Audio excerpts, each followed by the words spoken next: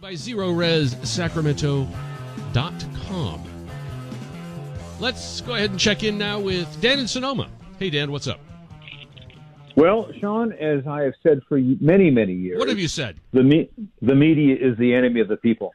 And it was no more on display than last night. And no one should be shocked. I wasn't shocked. I expected it. Republicans, of course, they still haven't figured this out. And I wouldn't say it's unfair to say that Trump doesn't understand this. I think he did quite well. I think he did very, very well. So you watched the whole thing, right?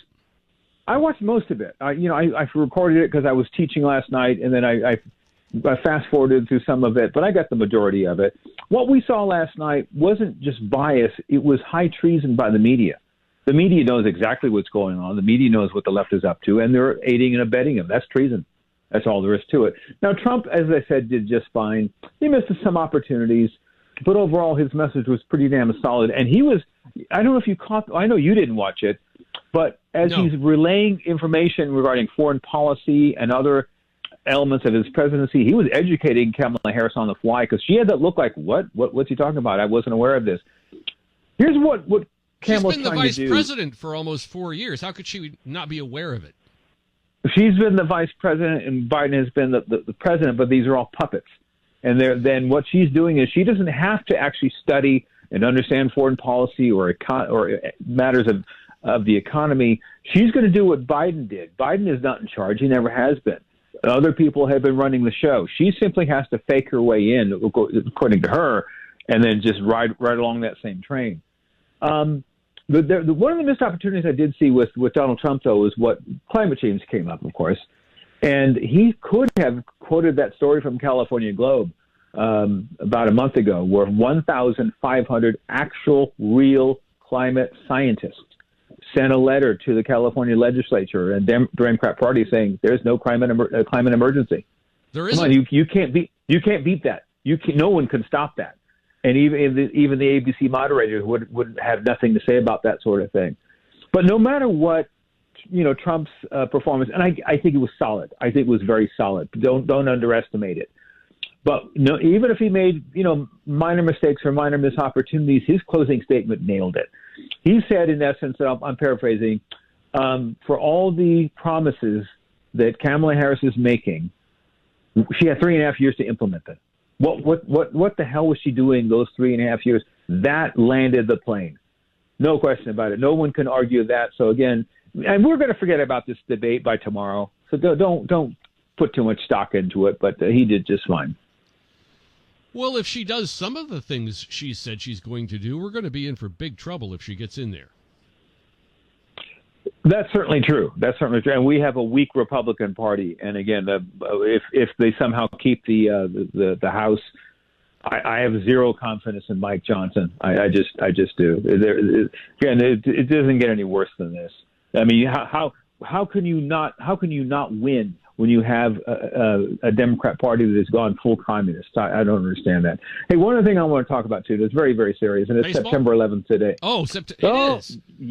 Yeah, it is. It's just by the response I heard from you, it's almost like you've forgotten it, and most of us have. The lessons we learned from what the terrorists did to us. What is it now? 23 years ago. We have forgotten in a year or two. We elected a Muslim president. We've gone totally woke. We've bowed and scraped to the Middle East and all the what we had when Obama was president. He brought the Muslim Brotherhood in dozens of times to the White House. Come on, we have learned nothing. All those people that died for nothing. So again, this is a meaningless day. These remembrances are just that. They're just remembrances. We have learned no lessons from September 11, 2001.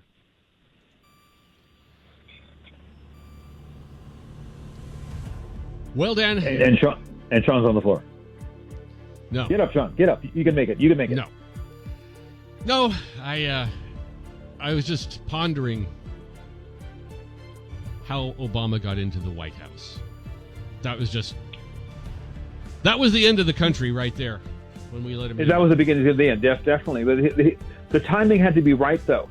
and this is why I'm more positive than most. The timing is not right for Kamala Harris. She's got a whole bunch of things against her. I don't give a damn if the whole media is on her side. I don't see her winning. Well, I hope you're right, Dan. I hope I'm right too. I'm kind of worried about it, actually, because there are a lot of dimwits that are allowed to vote. That's certainly true. Anyone can vote. Anyway, bud, I'll have more tomorrow. All right, we'll look forward to that. Take care. Thanks, bud. Dan and Sonoma, everybody. It is 7:21. Talked about why hasn't she done it? She should leave right now, go down to that beautiful White House, go to the Capitol, get everyone together and do the things you want to do, but you haven't done it and you won't do it because you believe in things that the American people don't believe in. Ready for it. We can't sacrifice our country for the sake of bad vision. But I just ask one simple question. Why didn't she do it? We're a failing nation. The worst president, the worst vice president in the history of our country.